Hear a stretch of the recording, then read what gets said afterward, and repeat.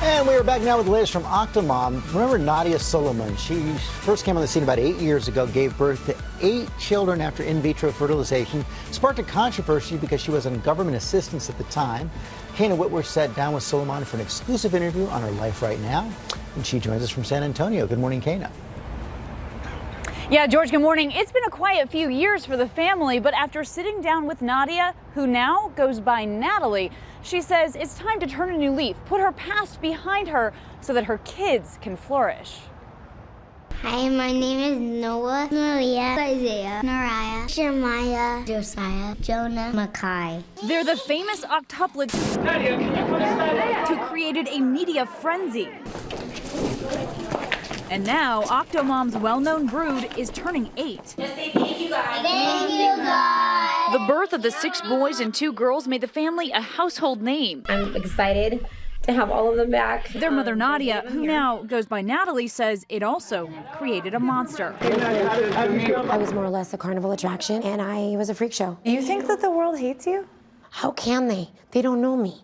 Follow mommy. They hated that character, absolutely. You call me first. Okay, Angel. This morning, she wants to make amends. You know, I wasn't me, and I'm sorry. I'm sorry for anyone I hurt out there.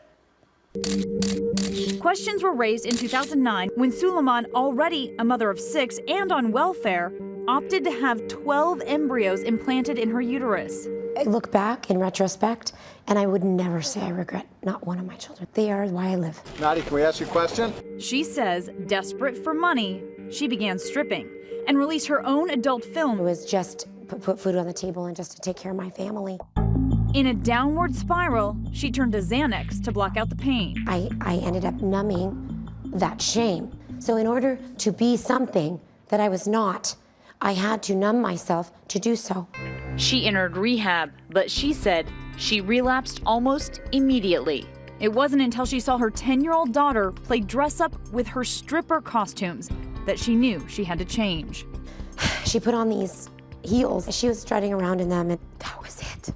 That was the moment when I said, I'd rather be homeless in the van with all my kids than allow any of my girls to feel that they're not worthy enough. You're the oldest. I'm the oldest girl. Amira, now 14, says she knows her mom sacrificed for her. In the beginning, it was very difficult. I had so many people asking questions. I was like, she's my mom. She's no different than anyone else.